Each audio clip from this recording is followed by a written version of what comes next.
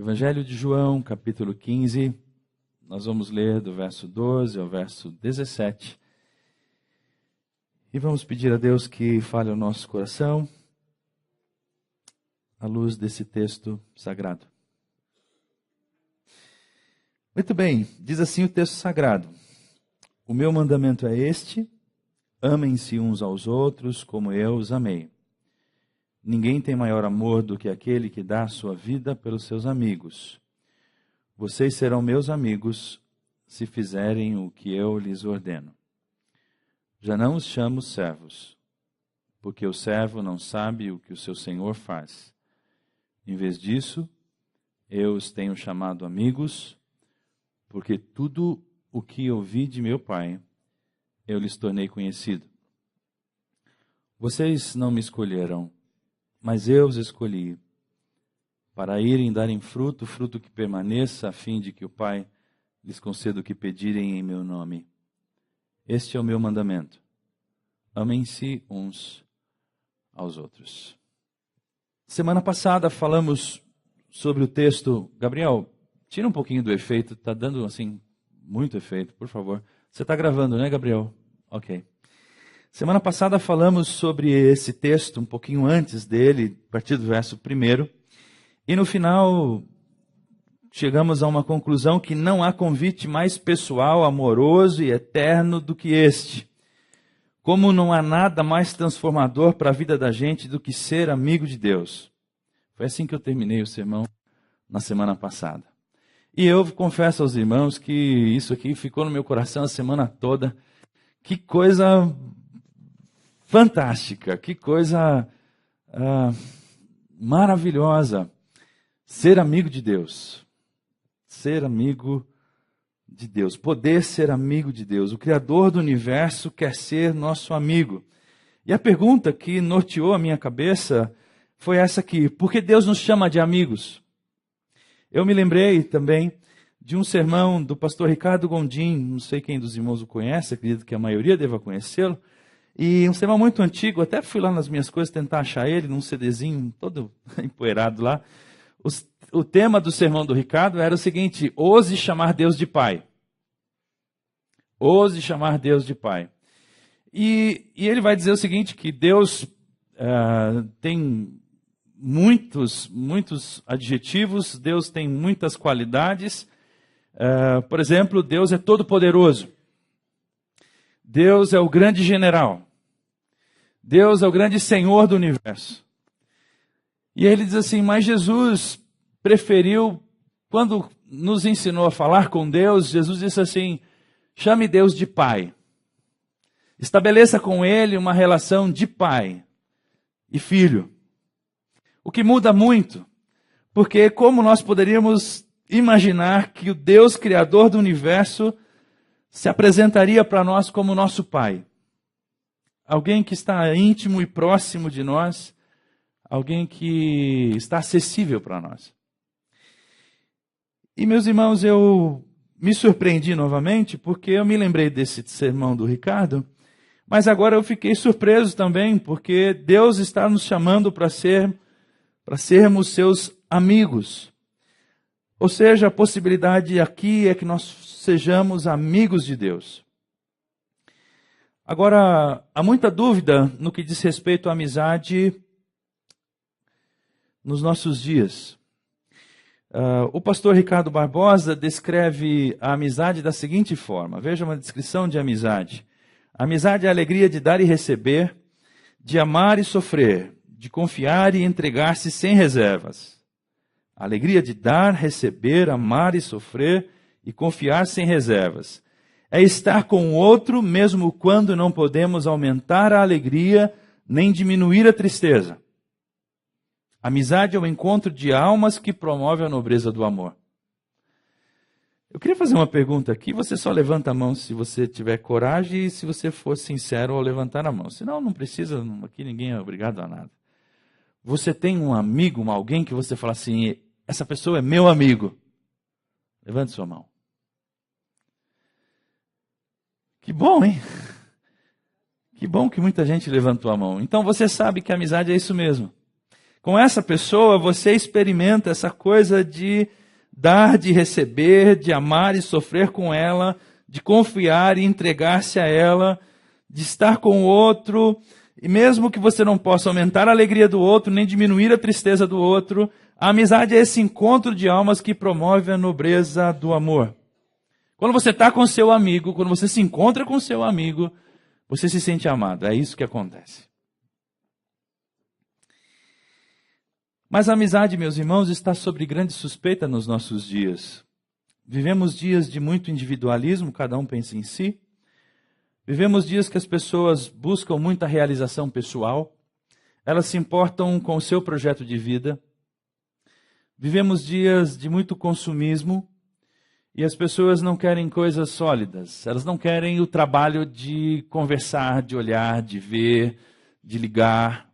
Elas querem consumir coisas. Elas dizem que têm 1000 amigos no Face. Elas não têm 1000 amigos no Face. Eles não são amigos. A amizade se diluiu. Amigos você conta nos dedos, assim. Na sua vida toda você vai ter uns 4, 5. Isso você já vai ser rico demais se você tiver 5. Porque amigo é uma coisa que enriquece a vida da gente. A Bíblia diz que quem encontra um amigo, um grande tesouro encontra. O problema com isso é que a gente se torna indiferente à amizade. A gente se torna cínico em relação à amizade. Será que existe mesmo essa coisa de amizade? Talvez você esteja tão influenciado por isso que nem resolveu levantar a mão. Pastor, eu até tenho assim, mas não sei se isso é bem verdade. E aí você fica meio reticente. Só que agora quem nos convida para ser amigo dele é Jesus. É o próprio Deus que está chamando você para ser amigo dele. E a pergunta é, você é amigo de Deus? Você é amigo de Deus? Quer ser amigo de Deus? Então, é sobre isso que nós vamos falar nessa manhã. Parece que esse é o nosso grande dilema. Posso mesmo ser amigo de Deus? É possível mesmo cantar o que a gente cantou? Eu encontrei um grande amigo. Ele é filho de Deus Pai. O seu nome é Jesus Cristo. E nele eu posso confiar. Veja aí o verso 12. Vamos para o nosso texto. A procura da resposta. Porque Deus nos chama de amigos. Você se lembra, na semana passada, eu já falei do contexto todo desse momento aqui. Nós estamos dentro da última mensagem de Jesus aos seus discípulos.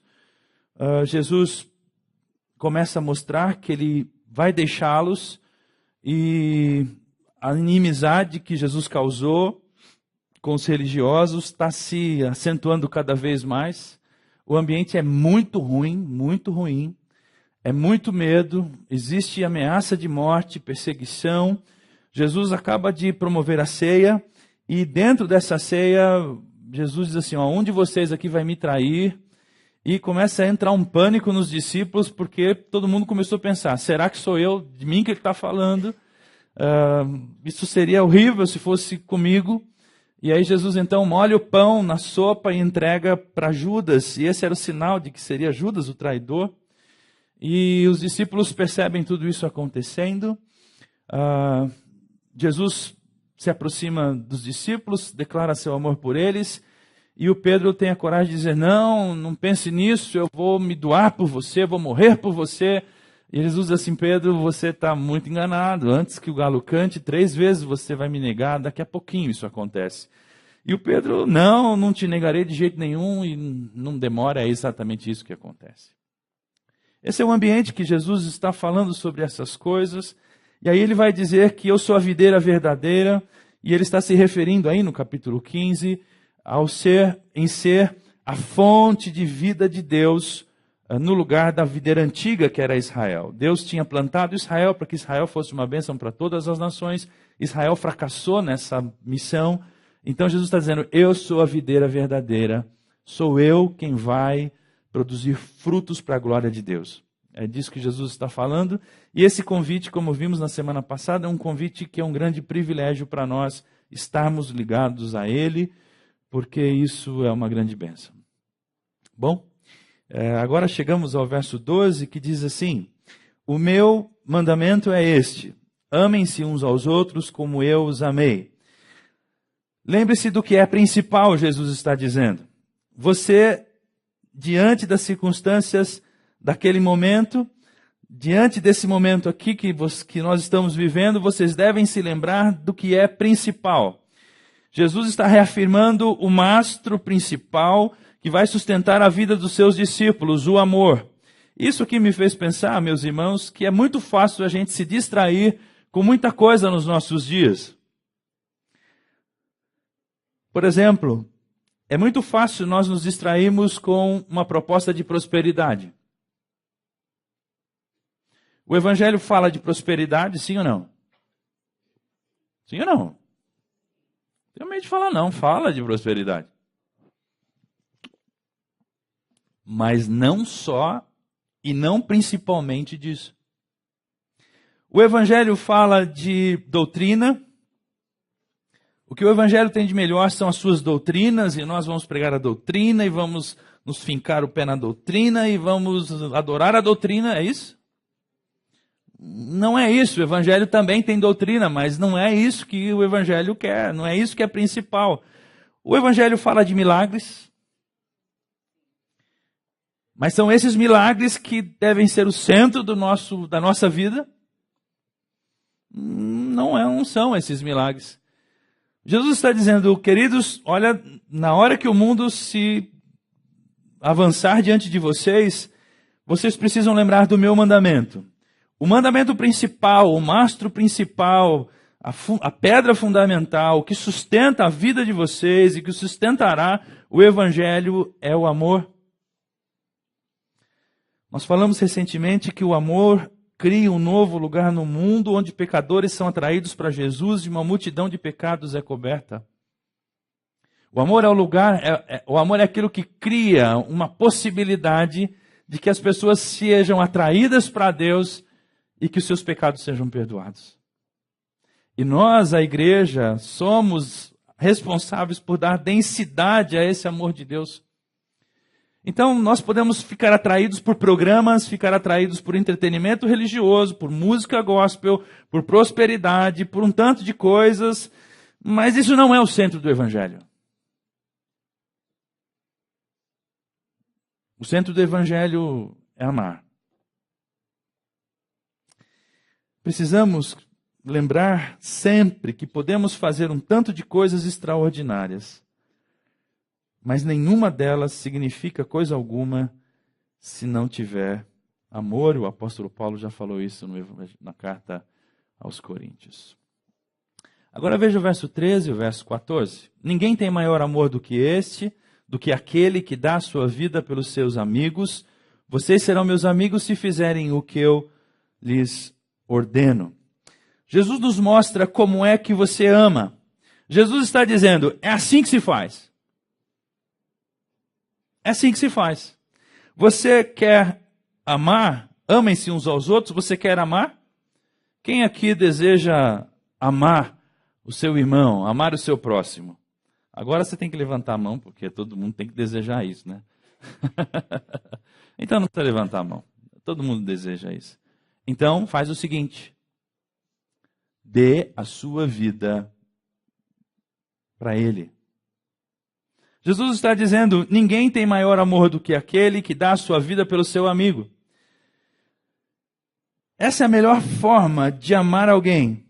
Eu estava no carro agora cedo, vindo para cá, e me lembrando de uma mensagem que eu ouvi de um homem chamado Leandro Carnal, e conversando com as meninas sobre celular, Facebook, etc.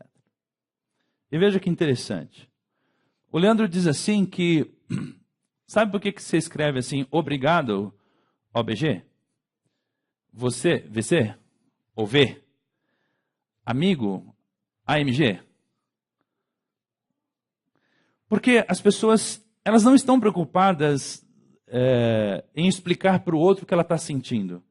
Ela está preocupada com a sua capacidade de comunicar o máximo de coisas possíveis no menor tempo possível.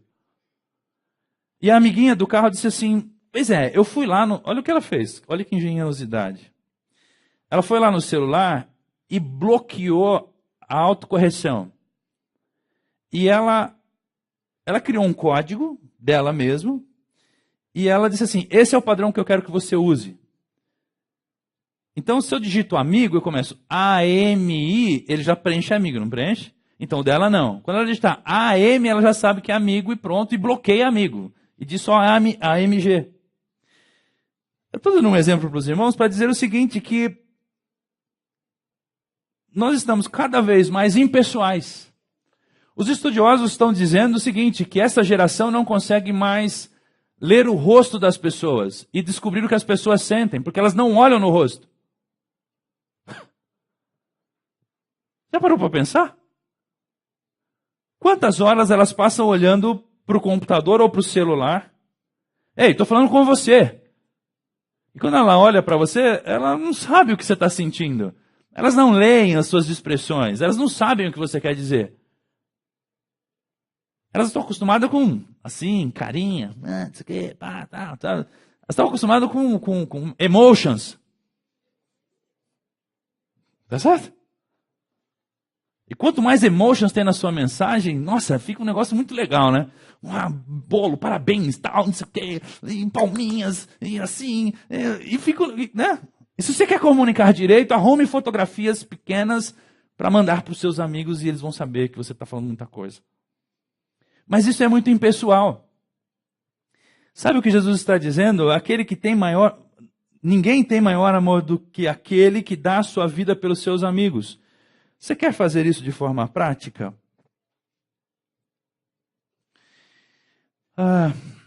Faz o seguinte. Tem alguém esperando a sua visita? Tem alguém que você ama e sabe que não está bem? Ou tem alguém que está bem e que você ama? Pelo menos pega o telefone. Pode ser aquele antigo mesmo, sabe aquele que ficava em casa? Que você tirava do gancho assim, então falava. Então pode ser aquele lá, se você tiver. E liga. Oi. Tudo bem? Eu me lembrei de você. Tá tudo bem? Você está precisando de alguma coisa? Não. Eu só queria ouvir sua voz. No meu tempo, os amigos eram aqueles que ligavam para a gente sem ter nada para falar. Mas você ligou por quê? Não, nada. Eu só queria ouvir sua voz. 5 minutos que você dá para o seu filho são 5 minutos da sua vida que você deu para ele.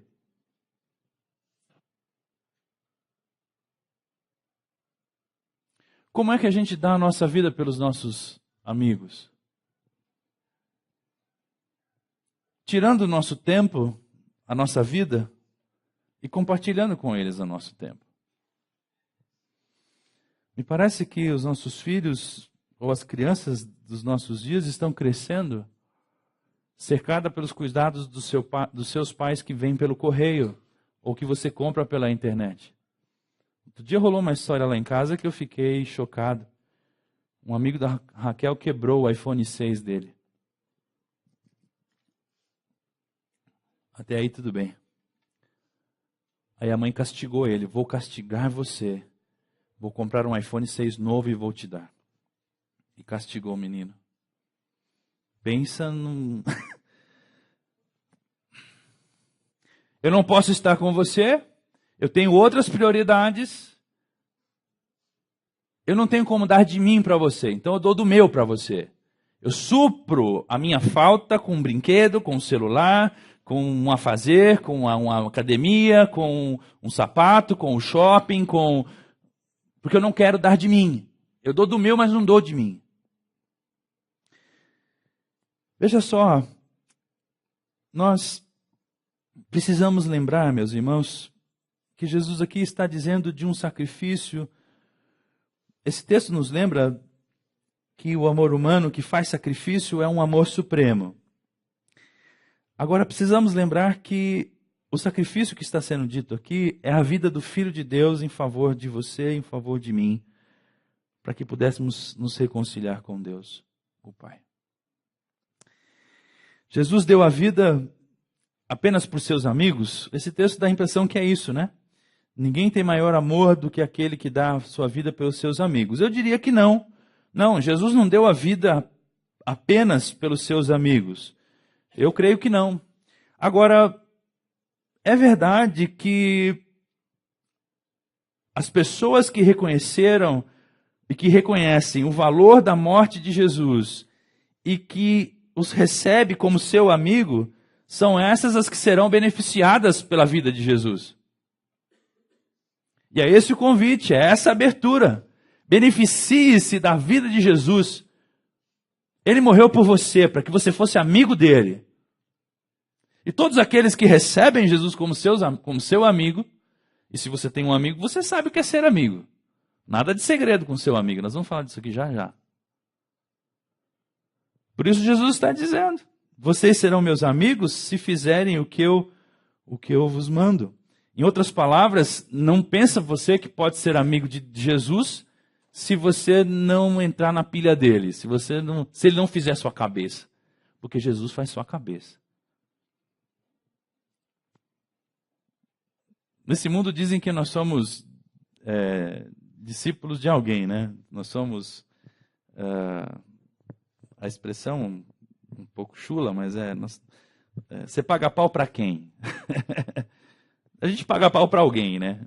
Para um cantor, para um músico, para um pastor, sei lá, para quem que você paga pau? Mas a gente, na verdade, que a gente gosta mesmo é de Jesus. Já que tem que seguir alguém, já que tem que se espelhar em alguém, já que tem que gostar de alguém, então vamos gostar de Jesus. Está aí um cara que você pode gostar sem ressalvas. Está aí alguém que não vai te frustrar, não vai te abandonar, não vai te deixar no caminho. Agora, vamos seguir adiante um pouquinho. Versículo 15. Já não os chamo de servos, porque o servo não sabe o que o seu senhor faz. Em vez disso, eu os tenho chamado amigos, porque tudo o que ouvi de meu Pai, eu lhes tornei conhecido. A pergunta que eu me fiz é o que a amizade de Jesus nos oferece. Eu queria convidar você para meditarmos um pouquinho sobre o que a amizade de Jesus nos oferece. E te lembrar que estamos respondendo a pergunta por que Deus nos quer como seus amigos. A primeira coisa que a amizade de Jesus nos oferece é o fato dela nos fazer sentir amados. Somos amados, desejados e queridos, e assim podemos amar, desejar e querer também. A amizade é uma coisa que você acolhe e que, por se sentir amado, você consegue também devolver amor. A amizade de Jesus promove isso. O amor de Jesus é um amor sem reservas. Apesar de nos conhecer, Ele nos ama, nos aceita, nos ouve e permanece perto de nós. Por essa razão, Deus nos chama de amigos, porque deseja nos oferecer o único amor que pode tornar isso realmente possível. Pensa se você gosta de estar perto do seu amigo, da sua amiga. Seja ele quem for. Por que você gosta de estar perto dele ou dela? Porque a amizade dele, a amizade dela, faz com que você se sinta amado, não é? E como nós falamos aqui há poucos dias, o amor lança fora o medo. Então você não sente medo perto dela, perto dele. O amor de Jesus nos dá essa nova identidade por sermos amados por Deus. O amor de Jesus nos diz que Deus nos ama, então nos ensina a amar também. Henry Nouwen afirmou o seguinte: a maior dádiva que minha amizade lhe pode oferecer é fazer com que se sinta amado. No entanto, só me é possível oferecê-la na medida em que eu mesmo a tenho, quando me convenço de que sou amado. Não é isso que significa amizade, dar uns aos outros a segurança de ser aceito? Certo dia, Jesus ouviu a seguinte voz e os que estavam perto dele também. A voz dizia assim: então uma voz dos céus disse: Este é meu Filho amado, em quem me agrado. Jesus ouviu a voz de Deus a respeito dele. E hoje Jesus nos convida para ouvir a sua voz a nosso respeito. Se eu dissesse para você que Deus ama você, e que Ele está dizendo para você, você quer ser meu amigo, porque eu amo você. Você pode responder a isso? A voz que veio do céu afirmou Jesus, e a voz de Jesus nos convida a ganharmos essa afirmação do amor. A segunda razão porque Deus nos quer como seus amigos é porque a amizade de Jesus nos faz íntimo deles. Quando tudo o que acontece na vida do outro pode ser conhecido por você, você diz que você é íntimo dessa pessoa. Não é assim? E você se sente mega traído quando seu amigo não conta uma coisa que você queria saber, né? Fala aí. Você contou pra ela e não contou pra mim. Ai, tô chateado com você. Pensei que eu era o seu BBF. Best Friends Forever, né? Best Friends Forever. Você fica magoado com isso, né? Agora, a amizade é aquela coisa de assim, senta aí, cara. E aí, como é que você tá? Meu, tô mal pra caramba. Sério, de novo? Então, cara, tudo bem. Você não vai dizer nada? Não. Você não vai me dar bronca outra vez? Ah, já te dei, não adiantou, vou dar bronca outra vez? Não adianta. Eu sou seu amigo. Quando você conhece o outro, quando você se permite conhecer por alguém inteiramente, e quando você conhece alguém assim, sem reservas, quando você tem intimidade com alguém, você diz que você é amigo desse alguém. E os amigos são assim, são íntimos. Por que Jesus quer ser nosso amigo? Por que Deus quer ser nosso amigo? Porque Ele quer ter intimidade conosco.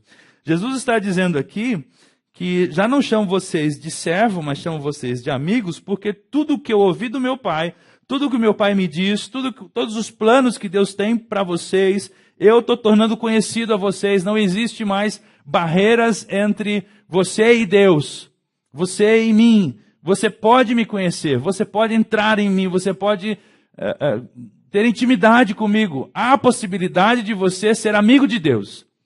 Porque a inimizade de Deus contra a raça humana foi desfeita na cruz do Calvário. Pensa você, amigo do Senhor do Universo. Pensa você falando com o Senhor do Universo. Pensa você compartilhando o seu coração com Ele. Pensa você contando as suas fraquezas para Ele. Pensa você chorando assim, ai Senhor, não estou bem hoje. Ah, é? Então, fala. O que você tem? Essa semana eu fui surpreendido num momento de oração. Queria compartilhar isso com vocês. Eu acordei na sexta-feira dizendo assim, Senhor, hoje eu preciso ouvir sua voz, eu preciso descansar em Ti, eu estou muito cansado. E fui para o escritório e não liguei o computador, porque quando eu bato o pé no computador e ligo, aquela máquina faz... Parece que ela te... Ela puxa você para dentro dela, e se você ligar a tela, você não fala mais com Deus. E deixei o computador desligado. E peguei um caderno frio, em branco, folhas em branco, uma caneta na mão, modo antigo mesmo. E comecei a escrever minha oração. E num dado momento da oração eu lembrei de uma canção. E eu falei, essa canção vale a pena ser ouvida agora. E fui ouvir a canção. E a canção tomou conta de mim. E eu comecei a chorar. Mas eu não chorei porque eu estava triste. Eu comecei a chorar porque parecia que Jesus estava a 1 metro de distância de mim. E aquilo me dava uma sensação estranha de alegria, de privilégio, ao mesmo tempo de indignidade, porque eu não me sentia digno de percebê-lo tão perto de mim. E eu chorava e eu ouvia Deus dizer: por que você está chorando? Para de chorar. Olha para mim. Mas eu não conseguia parar de chorar. Eu não sei se você entende o que eu estou dizendo ou se você vai classificar isso como um surto psicótico, que é bem provável nos dias de hoje que eu estou andando. Mas eu senti isso tudo. E meu coração se encheu de uma alegria, de uma paz. Eu não podia acreditar que Jesus tinha tirado a sexta-feira para se encontrar comigo. Eu não podia acreditar nisso. Os amigos se fazem presente. Intimidade é isso, meus irmãos. É isso que Deus tem para nós. Se existia uma barreira entre você e Deus, essa barreira não existe mais. No próprio Evangelho de João, João diz assim: aquele que é a palavra, aquele que é o Logos, o princípio de tudo, transformou-se em carne. Viveu entre nós. Vimos a sua glória como a glória do unigênito vindo do Pai, cheio de graça e de verdade. O João está dizendo assim: nós vimos a face de Deus. Nós vimos a face de Deus. O Criador do universo se fez carne, habitou entre nós, nós andamos com Ele. E a face dele era gloriosa, cheio de graça e de verdade. João dá testemunho dele, ele exclama: este é aquele a quem eu falei, aquele que vem depois de mim é superior a mim, porque já existia antes de mim. Todos recebemos dele plenitude, graça sobre graça. Nós estamos respondendo a pergunta: por que Deus nos chama de amigos? A próxima resposta a essa pergunta, à luz do texto que estamos compartilhando, é porque a amizade de Jesus é libertadora. João vai dizer assim: o escravo não tem lugar permanente na família, mas o filho pertence a ela para sempre. Portanto, se o filho os libertar, vocês de fato serão livres. Sabe por que Deus quer que sejamos amigos dele? Para que possamos ser livres, porque os amigos não pesam na sua, pesam? Seus amigos acorrentam você? Seus amigos aprisionam você? A amizade aprisiona você ou liberta você? A amizade de Jesus é essencialmente libertadora. Ela pode deixar o outro ser quem é, ela evoca a paz sobre você, sobre nós, nos abençoa, ela abre a portinhola da gaiola e nos deixa voar, porque fomos feitos para voar. Deus nos fez a sua imagem e semelhança e temos um mundo para experimentar, e Deus quer nos guiar através desse mundo maravilhoso que Ele criou. Um mundo de emoções, de sentimentos, de lugares, de pessoas. A amizade de Jesus é libertadora. O apóstolo Paulo vai dizer: foi para a liberdade que Cristo te libertou, nos libertou. Portanto, permaneçam firmes e não se deixem submeter novamente a um jugo de escravidão. Em outras palavras, o Paulo está falando: não se deixe dominar pela religião. Cuidado com a religião. A religião usa o evangelho para prender pessoas, mas nós fomos chamados por Cristo para a liberdade. Sabe um amigo que não pega no seu pé? Hoje tinha um amigo aqui na igreja, mas não vou falar dele não, vou falar de um outro amigo culpado de ontem. Tinha um hoje aqui, mas eu vou falar do de ontem. Um amigo assim, né? Não é tão amigo assim, mas prometeu uma visita aqui. Encontrei com o camarada lá na igreja. Quando ele me viu: mano, desculpa, porque eu prometi que eu ia lá, eu não fui. Ei. Amizade não tem cobrança, cara. Você é meu amigo, então relaxa, tá tudo bem. Amigo não tem essa coisa de possessivo. Não, você só pode vir na minha casa. Você foi na casa dele, não veio na minha, eu estou de mal de você. Isso não é amizade. Isso é possessão. Isso é doença. Isso é um ego medroso querendo dominar um outro. Isso é patológico. A amizade com Deus tem esse valor. Ela emancipa você, liberta você, ensina você a caminhar, ensina você a ser verdadeiramente livre, e eu espero que você não confunda isso com religião, especialmente nesse lugar, e especialmente para quem nos visita hoje, nós não estamos no negócio da religião aqui. Nós estamos aqui no negócio da amizade. Nós estamos aqui porque nos encontramos com Jesus. E o que a gente faz é compartilhar as nossas experiências com Ele, tentar ouvir a voz dEle, tentar louvá-lo através das canções, tentar servi-lo através do amor. Mas nós somos livres. Ninguém obriga a gente aqui a fazer nada. Aqui não tem senhor. Todos somos servos aqui. Porque o Senhor resolveu ser servo. Ele falou, se eu que sou Senhor servir vocês, vocês pensam que vocês vão fazer o quê? Servir também. Então nós já entendemos o recado. E por último, a amizade de Jesus nos oferece comunhão. O valor da amizade com Jesus não está nos seus resultados necessariamente, está na amizade mesmo. Olha essa oração de Jesus por você e por mim também no Evangelho de João. Minha oração não é apenas por eles, rogo também por aqueles que crerão em mim, por meio da mensagem deles, para que todos sejam um, Pai, como tu és em mim e eu em ti, que eles também estejam em nós, para que o mundo creia que tu me enviaste. Deles a glória que me deste, para que eles sejam um, assim como nós somos um. Amigos são dádivas de Deus para nós, e por isso eles não podem ser fabricados. Pensa assim, eu vou descobrir um amigo hoje. Você quer ser meu amigo? Antigamente as crianças brincavam disso na escola, né? Você quer ser meu amigo? Então toca aqui.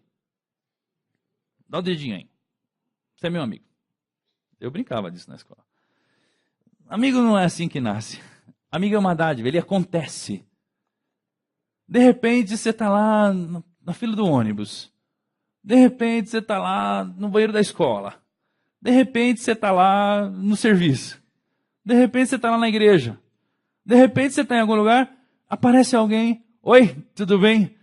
Tudo bem. Então, o que você está fazendo aqui? É porque eu gosto disso, eu vim aqui, mas estava procurando alguém. Então, eu também estava nessa mesma situação e... Você está bem? Estou mais ou menos. E você? Não, eu também estou mais ou menos, mas que bom que você está aqui. Podemos ficar junto aqui? Vamos ficar junto, que ótimo.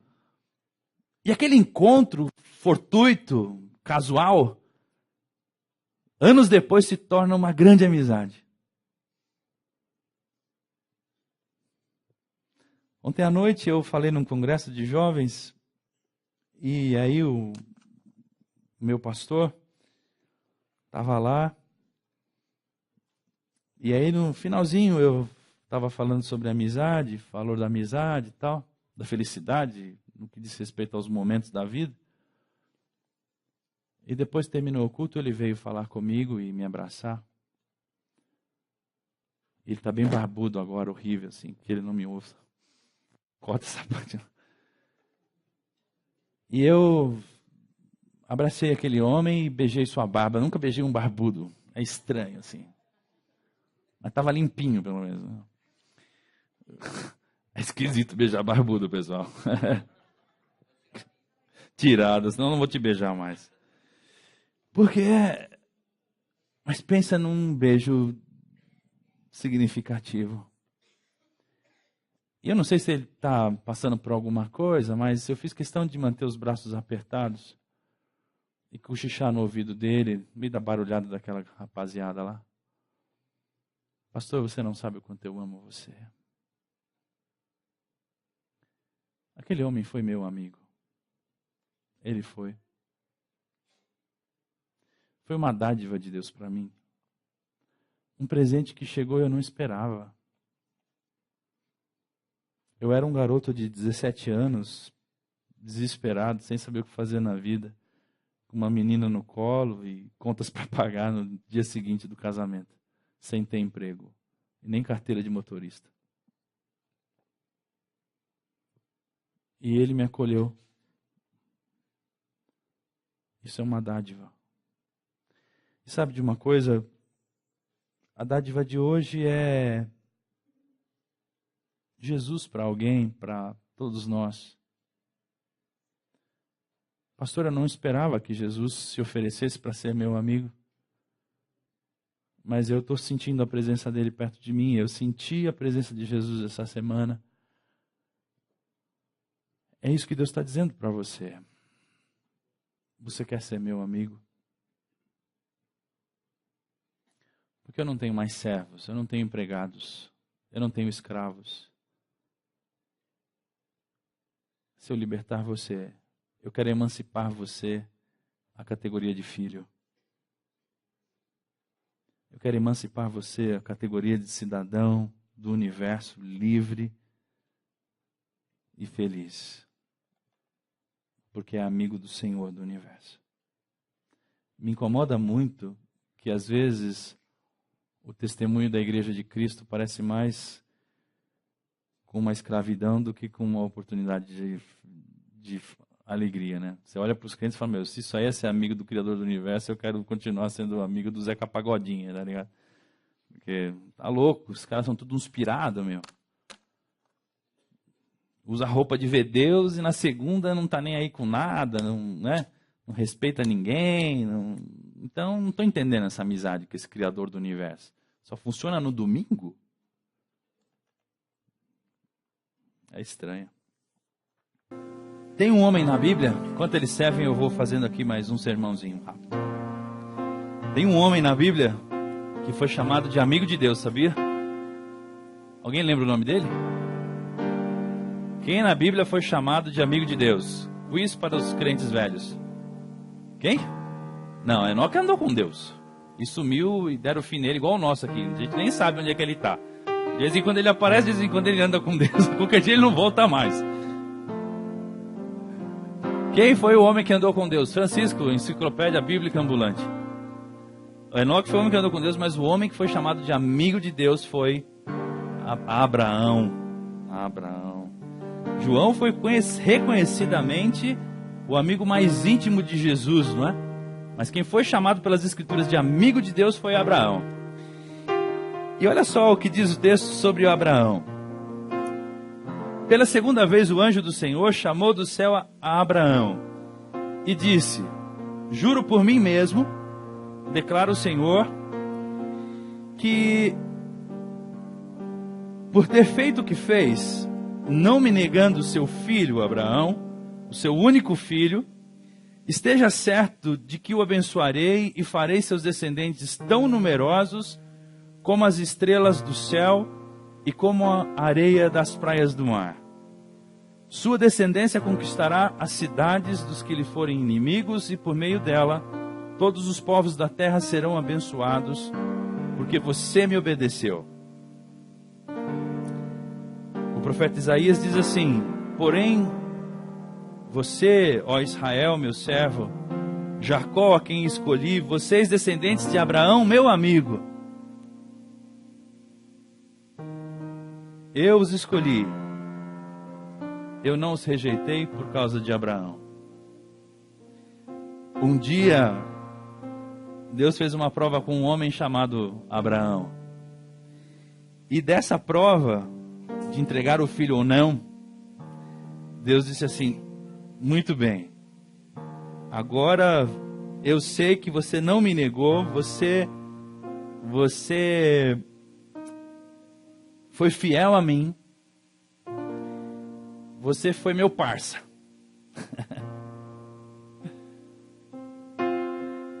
E você é meu amigo, Abraão. E por causa desse teu gesto, da nossa amizade, eu vou abençoar todas as famílias na terra. Quer ver? Você que está aqui hoje, se considera um filho de Abraão? Sim ou não? Somos filhos de Abraão, filhos da fé. Da fé daquele homem, nasceu a nossa fé também. Isso me diz que amizade é sinônimo de fidelidade e cumplicidade.